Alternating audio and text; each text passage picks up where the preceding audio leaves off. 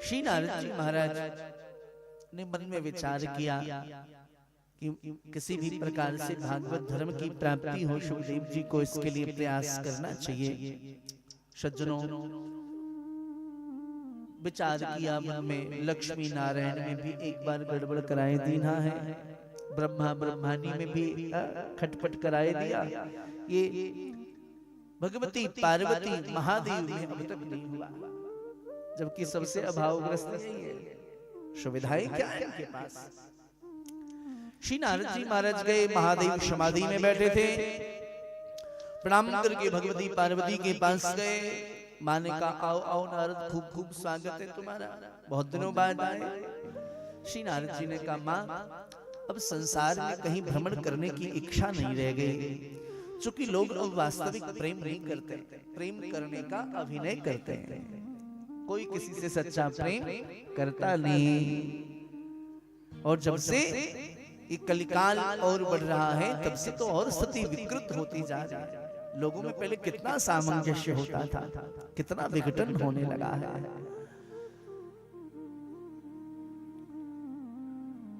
संयम नाम की चीज जीवन में रह रही है। माँ इसलिए कहीं जाता नहीं। पति पत्नी के मध्य में प्रेम है तो उसमें भी कोई ना कोई स्वार्थ है, पिता पुत्र के मध्य में प्रेम है तो उसमें स्वार्थ है, भाई भाई के मध्य में प्रेम है तो उसमें स्वार्थ है, इसलिए कहीं जाता आता नहीं। आजकल पति पत्नी का प्रेम कैसे होता है हम जानते हैं, नारद जी ने कहा आजकल का प्रेम तो आप समझते हैं। पत्नी ने पति से पूछा मुझसे प्रेम करते हो? पति ने कहा बहुत करता हूं। पत्नी ने पति से पूछा मुझसे प्रेम करते हो? पति ने कहा बहुत करता हूं। बोले कितना? पति ने कहा बहुत। पत्नी ने कहा मैं मर गई तो? पति ने कहा मैं तो पागल हो जाऊंगा। पत्नी ने कहा मैं मर गई तो? पति ने कहा मैं पागल हो जाऊंगा। पत्नी ने कहा दूसरा ब्याह क्यों नहीं करोगे? पति ने कहा पागल का क्या भरोसा,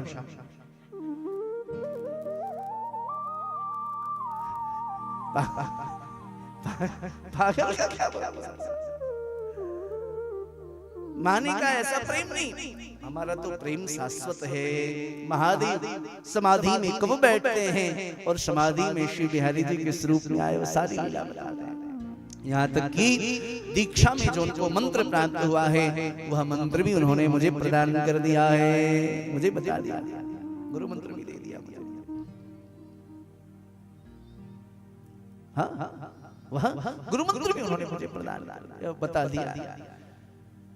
नारद जी ने कहा जब सब बात बताई तो यह भी बताया होगा उनके गले में जो मुंडों की माला वो किसकी है? माँ ने कहा कभी पूछा नहीं, उन्होंने बताया नहीं। बोले माँ यही तो दिक्कत है, आप बड़ी भोली हो। प्रेम करने का अभिनय वो किसी और से करते, प्रेम करते किसी और से और प्रेम करने का अभिनय आपसे करते हैं। और प्रेम उस स्त्री से इतना करते हैं कि वो बेचारी मर गई तब भी उसके मुंडों को गले में लटकाए गए। अब महाराज भगवती पार्वती व्यथित, पहले के जमाने में कोप भवन बनता था, जाकर के उदास होकर के बैठ गई। नारद जी ने देखा काम बन गया, वापस जाने लगे। महादेव की समाधि खुली, नारद जी ने प्रणाम किया और जल्दी से आगे बढ़े। पीछे मुड़ के कहा बाबा जल्दी घर जाना, मैया याद कर रही है आपको। महादेव मुस्कुराए, नारद आप घर में जाओ, पार्वती याद न करे, ऐसा कैसे हो सकता है।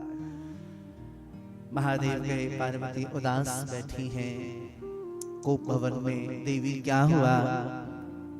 मां ने मुख उदास करके नीचे झुका लिया। बताओ ना। बार बार जब पूछा तो माता कहती है आप बात न करें मुझसे। क्यों? बोले मैंने सोचा था आप प्रेम करते मुझसे, पर आप तो कपट करते। महादेव ने कहा ऐसा क्या जादू कर दिया नारद ने, अभी तक का प्रेम से प्रभु चक्कर, ऐसा क्यों कहती हो? बोले सच्ची बताओ मुझसे प्रेम करते हो? बोले हाँ बहुत। तो बोले गले में मुंडों की माला किसके लटकाए घूम रहे हो आप? महादेव मुस्कुराए, देवी आपने कभी पूछा नहीं तो मैंने बताया नहीं, ये मुंडों की माला किसी और की नहीं, आपकी ही मुंडों की माला है। जब जब आपने लीला करने के लिए शरण धारण किया और लीला जब जब आपकी पूर्ण हुई, आपने उन उन लीलाओं का स्मरण जब जब किया तो उन उन जन्मों की स्मृति, अवतारों की स्मृति बनी रहे। इसलिए मैं उन उन मुंडों को अपने गले में पिरोता गया। देवी ये मुंड आपके प्रेम का प्रतीक है।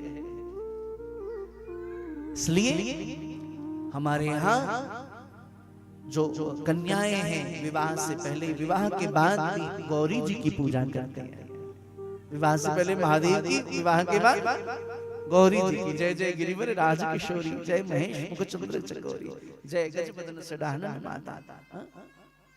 क्योंकि महादेव और भगवती पार्वती का जो प्रेम है वह शाश्वत प्रेम है।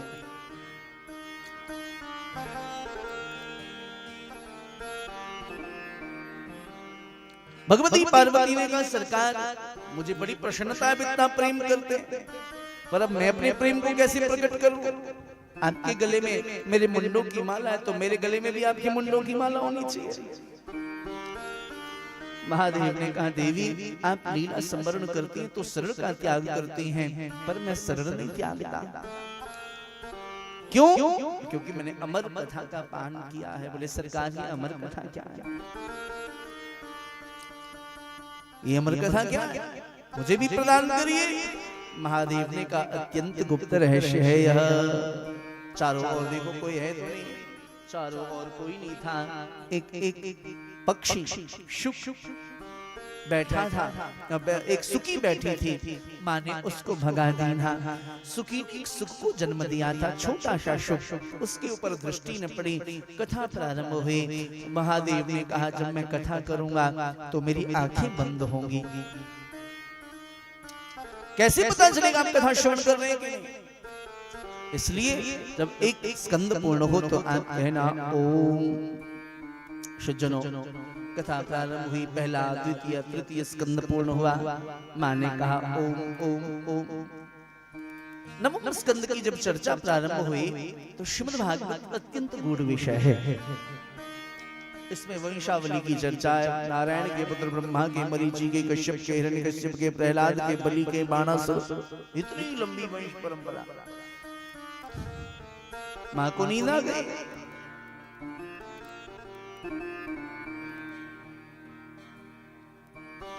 शुक बहुत भाव से कथा श्रवण कर रहे थे। माँ ओम नहीं बोलेंगी तो गड़बड़ हो जाएगा। माँ यदि ओम नहीं बोलेंगी तो सब अव्यवस्थित हो जाएगा, कथा बंद हो जाएगी। शुक ने विचार किया क्या करूं, तो हमारा शुक बोल उठे ओम। एकादश द्वादश स्कंद पूर्ण हुआ। महादेव ने कहा बोलिए श्री बांके बिहारी लाल की जय। इतनी जोर से जय घोष हुई, आंखें खुली। आगे फिर क्या हुआ? देवी कथा तो पूरी हो गई, तुम क्या कर रही थी? बोले मैं तो सो गई। अच्छा, फिर ओम कौन कह रहा था? प्रणव का उच्चारण कौन कर रहा था? चारों ओर देखा कोई नहीं, पीछे भगवान सुखदेव बैठे वृक्ष के ऊपर। महादेव ने कहा तुमने ठीक नहीं किया। व्यास पीठ की अपनी एक मर्यादा होती है। कथा जब भी श्रवण करें सामने बैठ करके श्रवण करें, नीचे बैठ करके श्रवण करें, आलती पालती मार करके श्रवण करें। यदि घुटनों में दिक्कत है तो कुर्सी आदि पर बैठे, लेकिन यह प्रयास रहे कभी भी पैर श्रीमद् भागवत जी में की और करके ऐसे बैठना। जब आलती पालती कोई दिक्कत है तो लगना है, ऐसे नहीं बैठना चाहिए। आपने देखा हो कुछ लोग ऐसा पैर बांध करके, तो यह जो है इसको कहते हैं दरिद्राश्रम, इससे बचना चाहिए। आपने पीछे बैठ करके कथा श्रवण की, वो भी ऊपर बैठ करके व्यासपीठ से ऊपर, छोड़ूंगा नहीं मृत्युदंड दूंगा, त्रिशूल उठाया मारने के लिए उद्यत थे। आगे आगे सुखदेव, पीछे पीछे महादेव, उड़ते उड़ते सुखदेव बद्रिकाश्रम पहुंच गए। बोली बद्रीनाथ धाम की जय। आप में से जो बद्रीनाथ जी गए होंगे देखा होगा आपने बद्रीनाथ जी के पास माना नाम के गांव में वो स्थान है शम्याप्रास वेदव्यास जी का। वहां भगवती विठ्ठला देवी बैठ करके बाल काट रही थी। इतने में उड़ते हुए सुख आए और भगवती विठ्ठला देवी ने मुख खोला उबाशी के लिए। उड़ते हुए सुख आए, मुख में प्रवेश करके गर्भ में विराजमान हो गए। महादेव बाहर विराजमान, वेदव्यास जी आए, ये क्या हुआ? उल्टी धारा बह रही है। कुआं के पास प्यासा चल करके जाता है, लेकिन आज कुआं प्यासे के पास चल करके आया। क्या बात है? बोले मैं कोई प्यास बुझाने नहीं आया, मैं चोर पकड़ने आया हूं।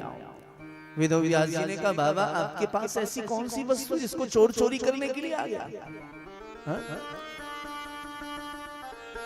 रहने के लिए मकान नहीं, पहनने के लिए कोई ऐसा वस्त्र नहीं, वस्त्र के नाम पर क्या है? बाघंबर है। सौंदर्य प्रसाधन के नाम पे वो चिता भस्म स्नानम, चिता का भस्म है सौंदर्य प्रसाधन के नाम पे। हार के नाम पर सर्पों की माला, कुंडल के नाम पर भिक्षु। ऐसा क्या है कि चोर चुरा करके ले जाए? महादेव ने कहा अगर धन लेता तो मैं न आता, वो तो परम धन लेकर के चला गया। परम धन क्या है? बोले उसने अमर कथा का की चोरी कर ली। अच्छा क्या चाहते हो? मृत्यु दंड दूंगा। वेदव्यास जी मुस्कुराए, बाबा आप रहे भोले के भोले, जिसको आपने अमर कथा का पान करा दिया उसको मृत्यु दंड दोगे तो आपकी अमर कथा झूठी हो जाएगी। अरे मैंने विचार ही नहीं किया। महादेव लौट गए। महादेव का एक नाम है भोलेनाथ। राघवेंद्र सरकार कहते हैं को नहीं शिव समान प्रिय मोरे। शिव से अधिक मुझे और कोई प्रिय नहीं है।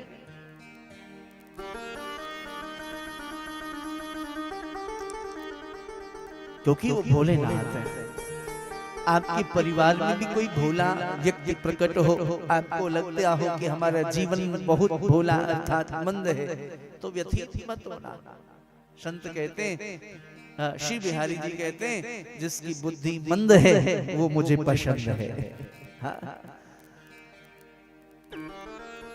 श्री महादेव लौट करके गए। 12 वर्ष तक श्री सुखदेव गर्भ में बैठे रहे। गर्भ से आवाज आती है वेद ध्वनि की। वेदव्यास कहते बेटा बाहर आ जाओ, मां को बहुत कष्ट होती, पीड़ा होती है, निकल जाओ बाहर। सुखदेव कहते हैं पिताजी बाहर आऊंगा तो श्री बिहारी जी की माया मुझे जकड़ लेगी, पकड़ लेगी, कैसे बाहर आऊं? मैं बाहर नहीं हूं। बार बार वेदव्यास आग्रह करते हैं तो सुखदेव गर्व से उत्तर देते हैं वेदव्यास जी को, अरे मैं तो बाहर नहीं तात आऊंगा, गर्भ में रह के हरि गुण गाऊंगा।